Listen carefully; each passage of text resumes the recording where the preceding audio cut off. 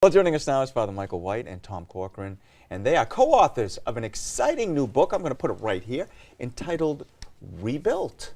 And it's a great book. Cardinal Dolan's recommendation is, if you love your parish, read this book. That's about as clear as you can get. Guys, thanks so much for joining us today. Thank you. Great to be with you, Jay. Thanks very much. I had to find that book for a second because I had put it here, so I was looking for it. But we're thrilled to have you with us today. And the church has a simple but profound mission statement, and it's really the theme of World Youth Day, and that's make disciples. Right.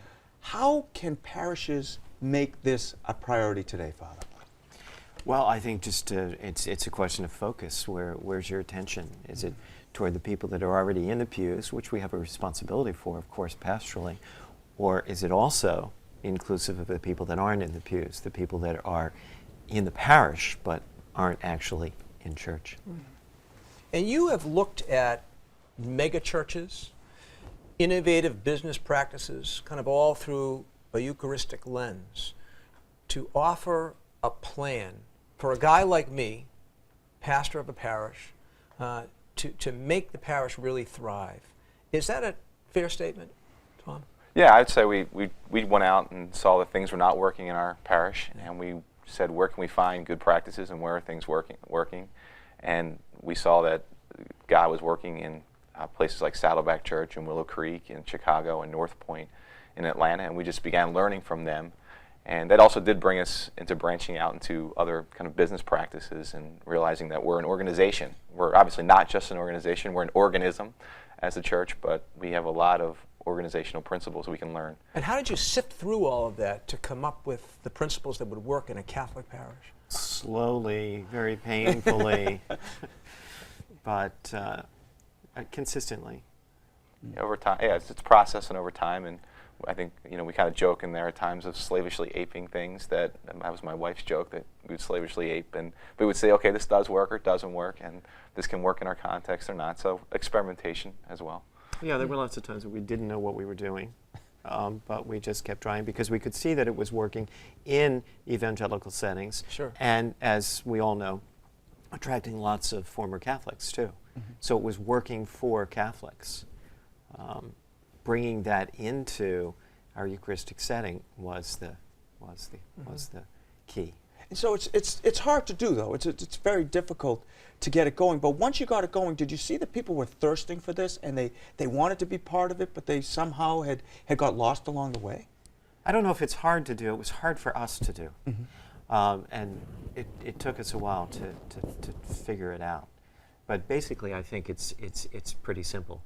Yes, I think we say, one of the chapters is about the weekend and focusing on the weekend experience, and that's not really rocket science, but and having great children's programs and having a welcoming environment. So no, I think it does take time building momentum. To try in a new direction doesn't work out at first. Things don't go very well. You make mistakes, but over time, if you keep persevering, you pick up momentum. The great Matthew Kelly says that if we're going to attract people back to Christ, to the church, then we have to repropose the genius of Catholicism. In light of your experience, in light of the book, what does he mean by that, do you think? The genius of Catholicism, what is that? I guess I'll answer. I think, I think, again, it's just showing people that Catholicism works, that our faith works, that our faith is relevant to people's lives. And I think we can drift away from that sometimes about just forgetting that how does this tradition that is 2,000 years old speak to people's everyday lives. And so sometimes I think people, going to seminary or taking Catholic theology classes and master's classes, we can talk to people on that level, but we need to talk to people about, okay, how does this land in your life? And Sure. I think that's part of the reproposing. That's the new evangelization that Pope John Paul II talked about. The book invites us to really think about people who aren't at Mass every week. The ones who go to the Easter Mass and the ones who go to the Christmas Mass, but maybe not go the week after that. How do we deal with that? What's the reaction to that question? I think somewhat we just have to be thinking about church from their perspective and recognize, not get upset about that. Mm-hmm. I think somewhat our reaction has been we get mad because they should be at church. They should be going every week, and why aren't they here?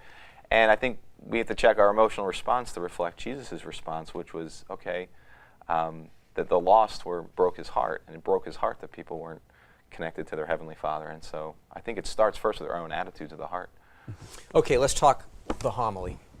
All right.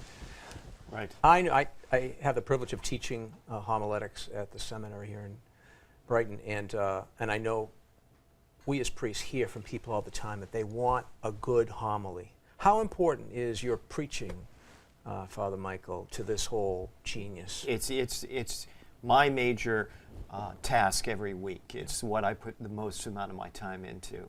I think that, and you've heard this too, Bob, people who have left the Catholic Church and you ask them why, or they've gone to an evangelical church, and they will say without fail, I felt like I wasn't being fed.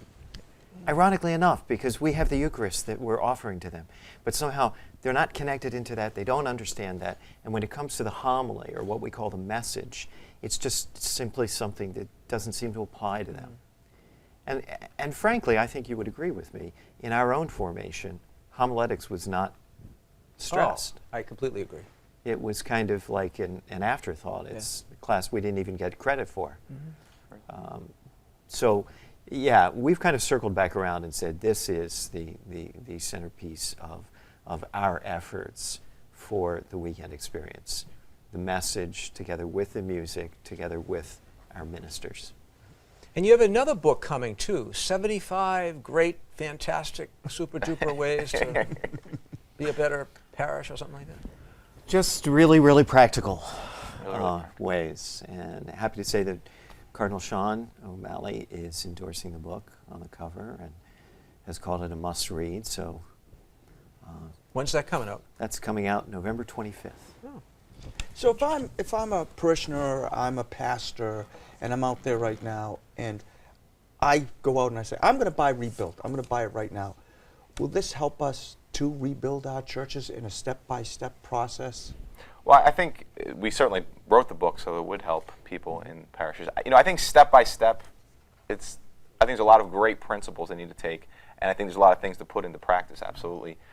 I think it's always a little more mysterious and step-by-step how-to guide. So certainly, again, we have how-tos in there, and you can do this as part of each section of the book, and we believe you can do this. So, but it's never that simple. I don't want to simplify it. It's like putting together an IKEA piece of furniture, which isn't always that easy either. But in any case, that's I don't want to say it's that simple, but yes, there are principles in here you can put in.